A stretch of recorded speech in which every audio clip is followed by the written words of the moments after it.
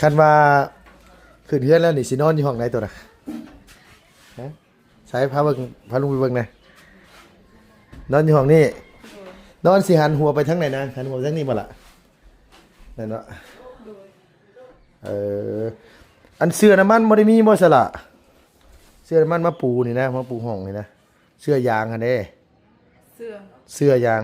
ที่มาปูให้บ่ให้มันเป็นหูนี่นะบ่มีเออบ่มันต้องมีเสื้อน้ำมันนะพี่น้องเอ้ยแบบว่าฉาดยางหั่นแหละมาปูเบิดนี่แหละว่าง่ายซะให้มันว่าง่ายมันสะอาดนั่นแหละว่าง่ายซะมันบ่มีบ่นางมันบ่มีเนาะอันสิปูสินางแป้นสิบ่โดยเพราะเวลาพระเจ้ามาแล้วก็อาสาดมาปู โดยอาสามาปูใช้เปิดไปเห็นเบิ่งในเฮือนเป็นได้ใดงามน้ำบุตรเนาะโดยว่าไงว่าคือคันมีเสื้อน้ำมันมันก็สิมันก็สิอันนี้พี่น้องเอ้ยว่าไงเฮาปูเบิดคือเฮือนสมอนนี่ที่ลุงซื้อให้สมอนครับเสื้อน้ำมันแบบนั้นแหละสาดยางนะสาดพลาสติกเนี่ยมาปูมันกวดจะง่ายอย่างเวลาอันนี้ไว้ให้พ่อกับน้องนอนทั้งนี้เนาะพ่อกับน้องนอนอยู่พี่อาเจ้าสิไปนอนอยู่พุ่นโดยบ่บุตรคือสมมุติว่าอันนี้เฮ็ดเรียบร้อยเด้อบัดนี้สมมุติว่าตัวเอาผัวนี่ตัวต้องไปอยู่เฮือนผัวเป็นบ่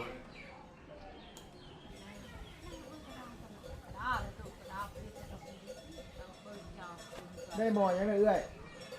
หม้อยังเอาหุงข้าวโอ้จะนึกว่าหม้อแกงหนูนะหน่อยก็เรียกว่าไปใส่กระลับหนูนึกว่าได้หนูมาแกงยำแรงข้าวเจ้าหม้อหุงข้าวเจ้าว่าฉันว่าพี่น้องเอ้ยโอ้ยเนาะลมพัดเย็นว่อยๆเลยพี่น้องเอ้ยอยู่บ้านแกงทองบ่นี่ป้าต้องเปิดมาฮอดเสียงจนแหบเบิดเนาะเพิ่นเนาะเอากลับสบายดีเด้อสบายดีและสวัสดีพ่อแม่พี่น้องบัดสุขุสุคนเนาะกลับทักทายสบายดีพ่อแม่พี่น้อง FC บัดสุมองสุบอนพี่น้องเอ้ยมาพบมาพ้อกันอยู่บ้านแกงทองเมืองเซโปนแขวงสวรรณเขตนะพี่น้องมาพบมาพ้อกันมื้อนี้ก็นี่แหละพี่น้องเอ้ยแวะมาอัปเดตเฮือนชั้นบ้านซองของน้องวุฒิคือสิแล้วบ่ได้ล่ะพี่น้องเนาะแต่ว่าทั้งนี้ทั้งนั้นมันคือว่าท่านได้ท่าบ่อหน้าต่างหรือว่าได้ใดนะพี่น้องเลยเนาะหน้าต่างคือยังเป็นสีอันนี้อยู่หรือว่ามันเป็นสีใหม่ได้บอกหรือว่าได้ใดพี่น้องเนาะสีใหม่บ่บุญอ๋อสีนี้เลยเนาะโอ้แต่บ่ได้ตัดขาวบ่บุญอันนั้นน่ะขอบมันน่ะเอาสีเป็นตัดแหละเพราะว่าต่างกันกับแต่ที่เต็มโอ้ตกลงกันพิษทางเทคนิคเล็กหน่อยเนาะโดยพี่น้องเอ้ยบ่เป็นหยังแต่สำนีก็งามไหมล่ะงามพี่เนาะงามบ่เอ้ยงามบ่งามเนาะเอาหลายคู่หลายคนก็ว่างามอยู่ชาวบ้านชาวซองบ้านแกงทองว่างามก็งามพี่น้องก็งามอีหลีล่ะพอถึงเนี่ยสร้างเพิ่นก็เฮ็ดโอเคมาตรฐานเลยเนาะเอาอันนี้ทั้งนั้นก็เฮือนน้องบุษบาในลุงก็มีประกอบส่วนอยู่พี่น้องเอ้ยเนาะเงินทาง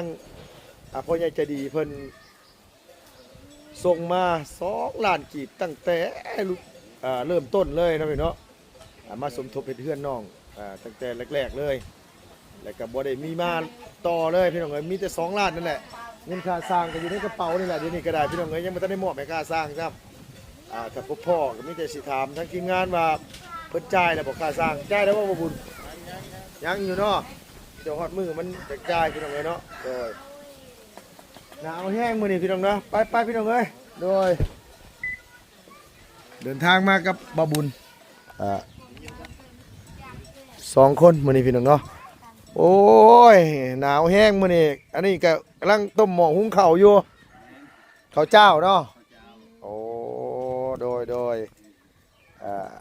ข้าวเจ้านี่มันก็ทอดไข่เท่านั้นแหละข้าวเจ้านี่ก็ได้เนาะกินไข่คือสิแซ่บอยู่แล้วพี่น้องเอ้ยเนาะยามหนาวสิโอ้โดยทางไอ้สร้างเพิ่นคือสิเอา สีใหม่แบบลุงซื้อให้ทาเฮือนสาวมอนเลยพี่น้องเนาะออกดำๆอันทั้งหน้าต่างพุ่นนี่เป็นสีไม้พี่น้องเอ้ยโดยยังไม่ได้ขึ้นไปนอนบ่โอ้โดยยังนอนอยู่นี่อยู่พ่อโดยสบายดีเด้อพ่อเด้อบ่หนาวบ่ หนาวก็ธรรมดา หนาวธรรมดาโดยสวัสดีด้วยนักเด้อปอโตกลุ่มเป็นมังอยู่ป่าพี่น้องไงว่าได้เห็นหน้าเตเฮิงมื้อใดขึ้นกับบ่ฮู้ ฮะโอ้เจ้าอย่าว่าซั่นนะเจ้าอย่าว่าบ่ฮู้นะ ว่าสิขึ้นวันศุกร์ วันศุกร์หน้า โดย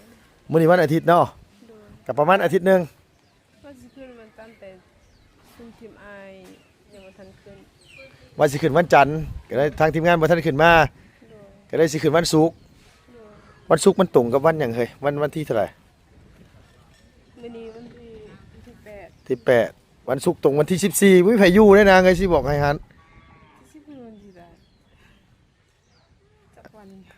คือ เอาบ้านไทโตนี่ส่วนหลายเพิ่นขึ้นวันหยังซะส่วนหลายหันนะเอาขึ้นมันจบมันงามที่บ้านชุดโจ้ขึ้นนั่นแหละ วันประหัสเนาะ บ่พ่อบ้านเจ้านี่ส่วนหลายเขาเจ้าขึ้นวันหยังขึ้นเฮือนอ๋อวันศุกร์นี่ตั้งเนาะเพราะวันศุกร์นี่เขาตั้งเลยเนาะมื้อขึ้นวันปฏิหัสมื้อใดก็ได้เนาะมื้อขึ้นนี่เนาะ โดยมื้อใดก็ได้ อ๋อรอทีมงานขึ้นมาก่อน โดย เอาคันทีมงานขึ้นมาครบกันก็สิมื้อวันที่10นี่แน่นอนอีก2มื้อ3มื้อนี่ได้ โดย อย่าให้มันฮอดวันที่14เด้อเฮ้ยเขาเจ้าลงไหน โดย โดยลุงก็สิลงไปสีกำตาลกับเมียได้นี่นะเอาอีหลีมีอะไรออกจากเฮือนล่ะบ่อีหลีได้เอาของเต็มรถอยู่บุญรถบ่บุญหั่นน่ะเมียเก็บฉว่าให้เลยนะโสดเด้อนะเอาไอ้วุฒิบ่เสื้ออีกหมอนี่หัวเซยเว้าบ่เสื้อกันอีกตัวเบิ่งแม่ในคลิปเมียลุงค่ะยังเว้าอยู่สิมาหาเซาอยู่บ้านแกงทองมีบ่เฮ้ยเพื่อนคนให้เซาอยู่บ้านแกงทองมีบ่มีไผฮะ บ่มี หลังนี้คนบ่อยู่เพิ่นบ่ให้เซาบ่ กับบ่ฮู้ ถามให้หน่อยนะไปสิเซาบ่มีคนอยู่บ่น่ะ เขาอยู่แต่นั่นเขาเวลาเขาไปริมน่ะ ฮะ เขานอนก็นอนอยู่นี่ อ๋อเฮือนดินเด้อไหน โดย มีคนอยู่บ่คันบ่มีคนอยู่เนี่ยให้หาบ้านให้ลุงเซานะมันบ่ไหวราคาบ้านพักเอาสิเซาอยู่เป็นปีมันสิเซาอยู่ได้จังได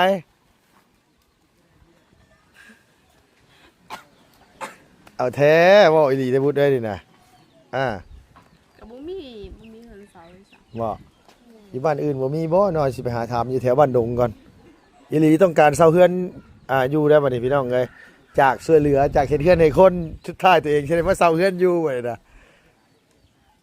เฮ็ดหยังให้ซุมื้อนี่ บ่ได้เฮ็ดหยัง ฮะ บ่ได้เฮ็ดหยัง บ่ได้หาปูหาปลาหากุ้งหาซิวเลยบ่ หาอยู่แต่เดี๋ยวนี้บ่ได้หาแล้ว บ่ได้หาแล้วโดยได้ยังกินแรง ปลา ปลาก ด ปลากด โดยแต่ค่อยบ่ได้กิน ตัวใหญ่หรือตัวน้อย ใหญ่ ใส่อยู่ใส่ ไอ้สิกินข้าวแกงสิ ใส่อยู่ใส่ อยู่ติดข้าวก็ โอ้ยบ่นึกว่ายังเป็นๆอยู่นะกันยังเป็น อันนั้นเขาใส่เบ็ดก็ตาย ๆอ๋อพ่อไปใส่ล่ะ พอ พ่อจะไปใส่ โดย ยังพอได้อยู่อ่ะพ่อชั่วโมงนี้ก็ได้ใส่ปอ แตงให้ลูกกินแล้วนี่ โดย มือบ่อยากกินนี่เอามือกินอยู่โอ้ผักอะไรสิเอาไว้ในทุกข์ให้ ว่าอีหลี อันนี้ เป็นแต่แพงเนาะคนเป็นแต่แพงอยู่เป็นแต่แพงอยู่ โอ้คันว่านี่เสียไปต้มยำไม่ดีได้นี่น่ะต้มยำสมัยท่านลุงบ่อยากกินอยู่นี่กะเอาไว้ทงกะเอามื่อกินอยู่ห้องก็ได้ หน่อยเมื่อกินห้องก็ได้นะพ่อเนาะเอาอีหลีได้บ่อีหลีช่วงนี้ยังบ่มีเงินอยู่นะบ่มีเงินอยู่ได้น้องเอ้ยแท้บ่เต็มใจ เต็มใจให้ บ่ได้หยอกแต่หึงเนี่ยมาหยอกกันพี่น้องเอ้ยไปใส่มาคือแต่งตัวงามแท้ ว่าสินั่นว่าสิไปเอาเครื่อง เอาเครื่องนี่ใส่ ที่บันดงไป ฮะ ส่งอันนั้นไปเอาเครื่องมู เครื่องหยัง ส่ง สั่งมา โ โดยมูสังแล้วก็ โอ้ เอาให้เจ้า โดยปู่น้องๆเพิ่นดุมันก็ได้ออกไปหาสอนกุ้งสอนซิวช่วง2-3มื้อบ่นึงอันมันบ่ได้หนาวลงไปอยู่บ่นั่งอันสอน ลง ยามมื้อคืนได้เด้อบ่น่ะ ได้ ได้เนาะ โดย โอ้โดยหมายความว่าถ้าพ่อเราไปก็พอได้กินอยู่ซุมื้อนี่ก็ โดย สิไปต้มยำอยู่เฮือนร่มดีบ่แท้ได้สิไปหานอนอยู่เฮือนแล้วแหละมื้อนี้ไปขอนอนนะ โดย ไอ้บุญบ่เชื่อได้นี่ว่าเมียลุงนายออกจากเฮือนนี่นะโอ้บ่ได้บ่เชื่ออีกหมอนี่บอกความจริงป้าพาลุงขึ้นเบิ่งเฮือนได้ป้าล่ะป้าคือสิดีใจนะพ่อเนาะได้เฮือนงามดีใจแล้วเนาะโอ้ถ้าพ่อแล้วบ่ได้คิดได้ฝันนะนี่ว่าสิได้เฮือนงามปานนี้นะพ่อเนาะแน่นอยู่พ่อแน่นอยู่บ่แน่นอยู่บ่เวลาขึ้นไปแน่นอยู่เนาะมันเฮ็ดบันไดแล้วมันก็แน่นอยู่แหละพี่น้องเอ้ยเนาะโอ้โดยใช้ไฟฟ้าได้นะไม่ได้เปิดวะ บอก คันว่าขึ้นเฮือนแล้วนี่สินอนอยู่ห้องไหนตัวน่ะฮะใช้พาลุงไปเบิ่งหน่อยนอนอยู่ห้องนี้นอนสิหันหัวไปทางไหนนะหันหัวไปทางนี้บ่ล่ะนั่นเนาะ โดย อันเสื้อน้ำมันบ่ได้มีบ่ซะล่ะเสื้อน้ำมันมาปูนี่นะมาปูห้องนี่นะเสื้อยางหั่นเด้ เสื้อ เสื้อยางที่มาปูให้บ่ให้มันเป็นหูนี่นะ บ่มี บ่มี โดย เออ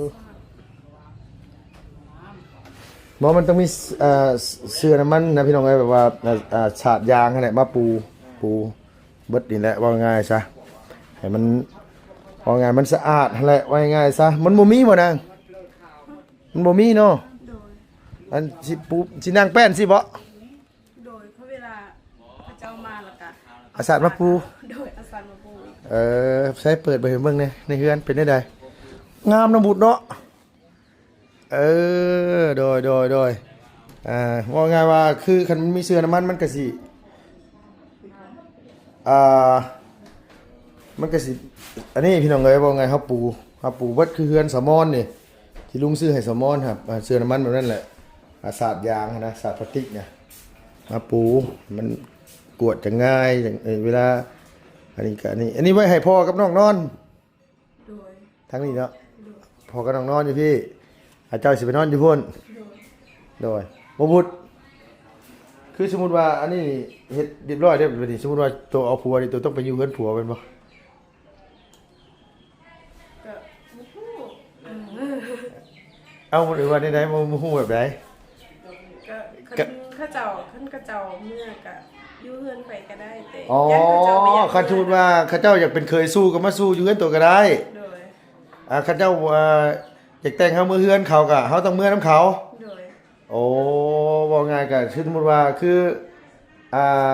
ผัวเฮาอยากมาสู้เฮานี่ก็มาอยู่เฮือนเฮาก็ได้เนาะ โดย บ่ได้เป็นหยังแม่นบ่ โดย เอายันว่ามันผิดฮีดผิดหยังสิบ่แม่นบ่ บุพเพ บ่ผิดเนาะ โดย เอ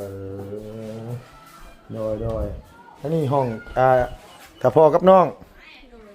อันนี้นี่ห้องผู้สาวตัวนี้เนาะเออโดยถึกใจอยู่บ่ให้สีนี่ ใจเฮ ถึกใจแห้งโอ้โดยอันนี้มันเป็นสีใหม่เป็นบ่นางเพิ่นท่าอะไรเนาะนี่เนาะ โดยค่ะ อ๋อเพิ่นท่าเรียบร้อยแล้วว่าง่ายซะเป็นสีใหม่ยังเดือแต่สาดน้ำมันนี่แหละพี่น้องเอ้ยหรือว่าเสื้อน้ำมันนี่เพิ่นบ่ได้ซื้อมาปูให้โอ้ยเนาะพากันขึ้นมาเทิงบ่จะว่าหมาน้อยลอยเข้าไปกินปลาหันกับแห้งอีกข่อย บ่เอานั้นหุบ ถ้าพอเราไปใส่มื้อคืนนี่บ่ล่ะหรือว่าได้น่ะ หักกับไปยามมื้อเช้านี่ อ๋อไปยามมื้อเช้านี่เพิ่นใส่ไว้จักมื้อแต่ละเทื่อ เอากะใส่ตอนแรงกับไปยามมื้อเช้า เอายามมื้อคืนเพิ่นบ่ได้ไปยามบ่ล่ะ บ่ คนบ่ได้ไปหาการเพิ่นบ่ได้ลักเอาบ่เฮ้ย เอากะเขาเห็นเขาก็รักเอา เขาเห็นเขาก็เอาเนาะ เมื่อนั้นพอใส่จันทร์ถึงจันทร์แล้วกะคนรับ มีคนลักคือกันเนาะเห็นเนาะอยู่พี่กันเนาะ โดย มีคนไปก้านเขาไปพ่อก็เอาที่นอนล่ะเนาะ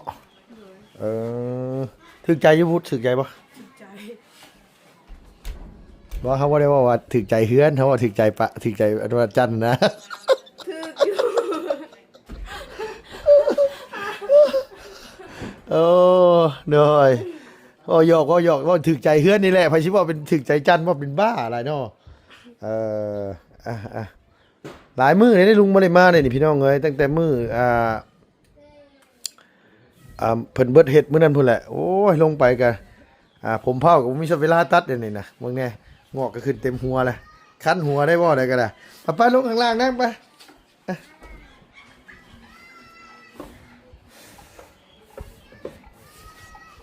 บ่นางชาวบ้านเพิ่นว่างามอยู่บ่เฮือนตัวนี้ งาม งามบ่ โดย แต่พอยิ้มเป้ยนะเนาะถ้าพอเนาะแต่ได้เฮือนงามเด้ท่านมาน้อยดมแล้ววุฒมาน้อยดมแล้ว ได้อีกแล้วบ่บุญได้อีกแล้วปลาไปต้มยำบ่บุญเอ้ยปลาอีกแล้วเขาบอกอยู่เอาให้ข่อยเอาได้ช่วงนี้ข่อยยังบ่มีเงินอยู่พ่อบ่ต้องเอาไปเบิดก็เลยเด้อนางเด้อ เอามา ฮะ เอาเลยมา หมอพ่อได้ซะสิกินยังซะ กินนุ่งอีก อ๋อมีหนูพร้อมโดย เอาไว้ให้สมัยกิน เข้า อันนี้บ่ เข้า บอกว่ามีอยู่เขานะงามขึ้นเนาะเฮ้ยเนาะโอ้ได้เฮือนงามคนก็งามขึ้นเว้ยเดี๋ยวถามมิลีมีแฟนยังมีแฟนยัง ไม่มีเลิกแล้ว ไม่มีเลิกบ่มีเอาปฏิเสธว่าบ่มีไปเลย โดย คำว่าเลิกบ่ต้องใช้ โดยไม่มี ไม่มีก็ไม่มีพี่น้องเอ้ยโอ้ชั่วมือนี่แกงทองนี่เริ่มบอกทงบอกไทยได้ชั่วมือนี่ได้โมเมนต์คุยกับพ่อไทยเรื่อยบ่ทางนี้เนาะกำลังว่าสิไปเอาเครื่องอยู่บ้านโดงโดยขอบใจด้วยล่ะเด้อมีปลาหลาดพี่น้องโอ้ต้มยำปลาหลาดนี่ก็สุดยอดละป้าบุญออกจากนี่ก็ไปเฮือนเอ้ยลมดีเลยเนาะเฮือนน้องหัวเนาะเฮือนน้องหัวก่อนเดี๋ยวสิไปเฮือนเอ้ยลมดีแต่มื้อไหนสิตกลงว่าสิขึ้นกันแน่เลยเอาหามื้อหาเว้นไว้หั่นนะนาง ประหับ มันประหัสสิฮอดนี่เนาะมันประหัสนี่ตรงกับวันยังบ่บุญบ่วันที่12เนาะวันที่12มื้อนี้วันที่8วันอาทิตย์มื้ออื่นจันทร์อังคารพุธประหัสอีก4มื้อวันที่12คัน14นี่บ่ต้องขึ้นก็ได้ โดย เพราะหยังฮู้บ่ทีมงานชุมลุงสิเมื่อเบิดยังเหลือแต่ลุงผู้เดียวนี่แหละบ่ได้เมื่อลุงน่ะบ่ได้เมื่อเว้าแท้ได้หลายเมียเก็บเสื้อผ้าเต็มนี่น่ะเต็มรถประบุญอยู่ฮะฮะ คนผู้เดียวพอกับบ่ม้วน โอ้ยก็ขึ้นน้ำกันนั่นแหละมื้อวันที่12บ่ต้องเอาหยังหลายดอกมีหยังก็กินไปหั่นแหละโดย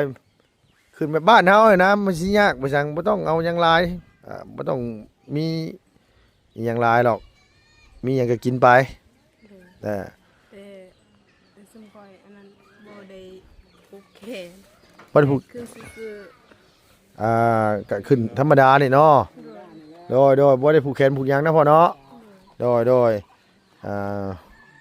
เอาไงขึ้นให้มันพอได้ขึ้นอยู่ขึ้นนอน มีบ่มีก็หาวันก่อนขึ้น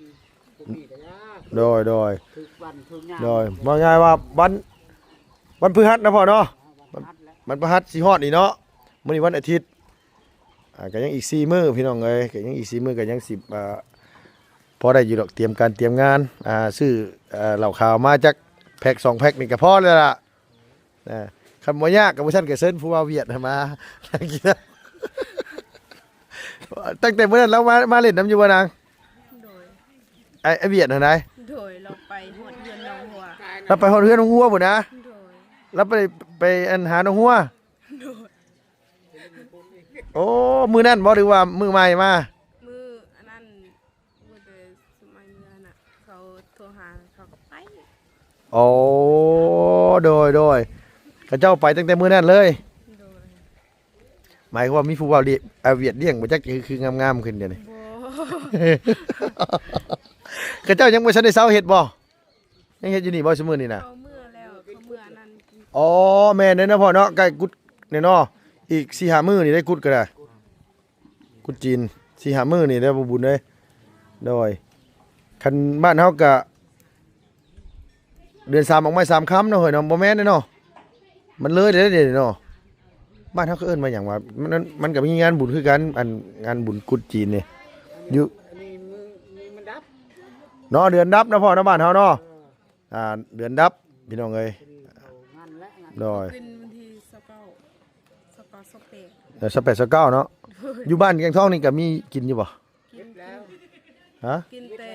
ต่วันที่1เดือน1หั่นน่ะ อ๋ออันนั้นข้าวเพิ่นกินข้าวยังพ่อข้าวสะแงะบ่ครับ บ่กินข้าวงะ กินข้าวงะ ประตู ประตูเรา เปิดประตูเหล้าเอามาที่นี่อันมันมีข้าวยังพ่ออันนั้นข้าวสะแงะนี่เพิ่นเอิ้นว่า นั่นคือกินข้าวไหมอัน ข้าวไม้เนาะอันนี้ข้าวยังเกาะ ข้าวอันนี้เปิดประตูเหล้านี่คือคนข้าวคนเฮือน โอ้ แก โดยว่าง่ายกับมันมี2 1 2เทื่อ ปี1 2เทื่อเนาะก่อนสิลงอันไปปลูกข้าวให้นี่เพิ่นกินอยู่บ่พ่อบ่กินบ่ บ่กิน โอ้บ่ได้เฮ็ดหยังเนาะ ดีเข้าออกเข้าซุกอะไรไปรูดเข้าอันนั้นพอดีตากันตำเข้านั้นไปกิน โอ้ข้าวไม้น่ะเนาะ เข้าไม่เลย โอ้โดยเอาว่าง่ายก็คืออันนี้เอาพี่น้องเอ้ยเนาะมาอัปเดตเรียบร้อยยังเหลือแต่ค่าสร้างนั่นแหละบัดทีนี้ก็ได้ฮอดมือขึ้นพุ่นบ่สิเก็บเงินกันจ่ายบ่บุญหรือว่าได้เรื่องค่าค่าสร้าง ถึงว่านะมือไหนก็ได้ แล้วมีไผเนี่ยค่าสร้างมีน้ำข่อย2 ล้านเนาะ หมดจันทร์ อ่า สารวัตรหมดมีหมด โดยเดี๋ยวกันเจ้านี้รวมๆกันหรือว่าไผมีก้อนไข่ก้อนบ่หรือว่าเนี่ยได้บอกหรือว่า ร่วมกันก่อนนะ รวมกันก้อนเนาะจังเอาให้เนาะโดยมันจังฮู้ว่ามันจ่ายบาทเดียวโลดเพิ่นจะได้ไปแบ่งกันให้มันถึกมองถึกจุดเนาะอันนี้ข่อยจ่ายก่อน2 ล้านโดดบ่เงินบ่ฮอดเมียโดดมันเมื่อฮอดเมียโดดเงินขาดน่ะบ่แห้งแล้วสร้าง ถามหมู่ว่ามีเท่าไหร่ปูเท่าไหร่เข้าใจนั่นก็ได้ โดยลุงก็มีอยู่2 ล้านพี่น้องเอ้ยจุดเริ่มต้นได้สมทบเฮ็ดเฮือนน้องวุฒิ2 ล้านกีบแล้วก็มิดชะม้อยเลยบ่ได้มีไผฝากมาต่อเลยคาดสิได้ก็เงิน2 ล้านนี่ไปจักนะวุฒิเนาะ เอาโอเคสิพี่น้องเอ้ยเนาะมีแต่ว่าสิย่างไปหาน้องหัวก่อนเพิ่นเฮ็ดอยู่เฮือนอยู่บ่ล่ะอยู่เนาะฉันคอยถ่าเฮือนน้องบุตรเด้อบ่บุญเด้อบ่แม่นถ่าอยู่เฮือนน้องหัวอันนี้อยู่นี่เอาโอเคซะล่ะเอาสบายดีเด้อนั่งเด้อโดยสบายดีเด้อพ่อเด้อสบายดีเด้อบ่บุญเด้อขอบใจหลายๆป่า